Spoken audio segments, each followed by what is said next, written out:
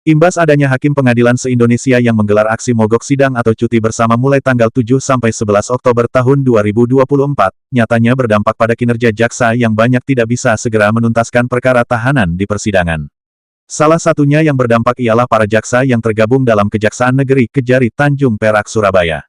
Pasalnya dengan adanya aksi cuti bersama yang dilakukan hakim se-Indonesia seperti di Pengadilan Negeri Surabaya berdampak secara langsung maupun tidak langsung kepada pekerjaan para jaksa yang menuntut banyak perkara hukum para terdakwa di meja sidang.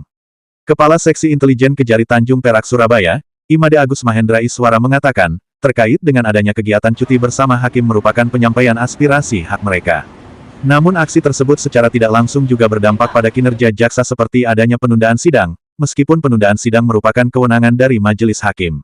Sementara dampak secara tidak langsung ialah molornya waktu dalam penanganan perkara para tahanan.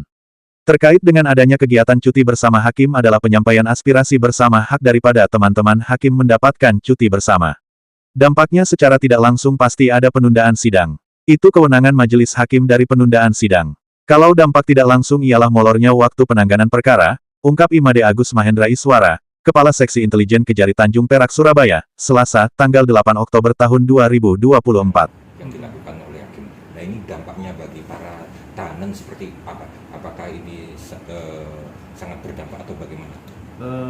Pertama yang terkait dengan adanya kegiatan cuti bersama dari teman-teman Mahkamah Agung, ya itu merupakan penyampaian aspirasinya ya secara hak daripada teman-teman untuk mendapatkan cuti dan kemudian menyampaikan aspirasinya. Yang kedua, apakah ada dampak daripada cuti bersama oleh teman-teman Mahkamah Agung? Pasti ada dampaknya secara tidak langsung, yaitu pasti ada penundaan daripada pelaksanaan persidangan itu sendiri.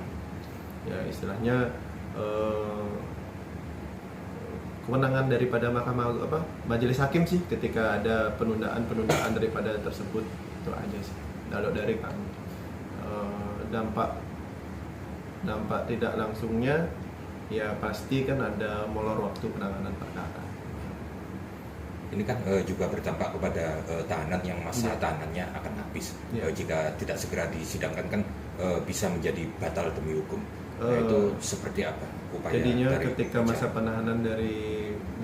masa penahanannya sudah habis kan memang ada kewenangan perpanjangan daripada Mahkamah Agung, daripada majelis hakim ya, perpanjangan dari majelis hakim. Kemudian kalau memang sudah ada perpanjangan juga masih ada sudah mau habis ini kan secara tidak, ketika prosesnya ini penundaannya sampai dengan batas waktu yang sudah ditentukan oleh majelis hakim, masa penahanannya sudah habis, otomatis kan nanti lepas demi hukum ya, bukan batal, istilahnya lepas demi hukum kan, otomatis ya korelasinya penanganan perkaranya agak ada something problem.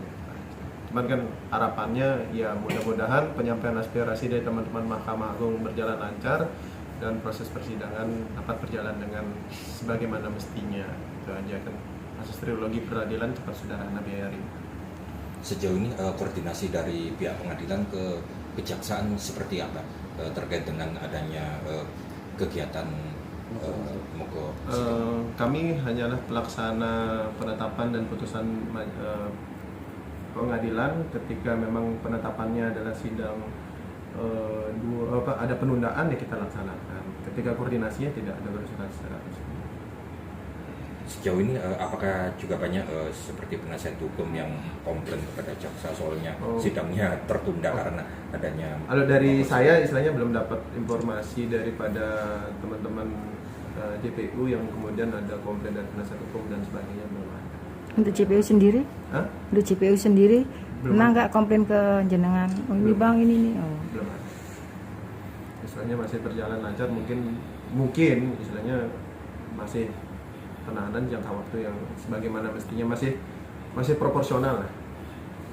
Dari pihak jaksa sendiri apakah juga merasa dirugikan dengan adanya aksi ini? Kalau yang itu apakah merasa dirugikan, ya itu subjektif masing-masing gitu. Ya dari kami sebagai pelaksana penetapan, ketika tunda ya tunda, kita akan menjalankan daripada apa yang disampaikan oleh majelis. Harapannya apa?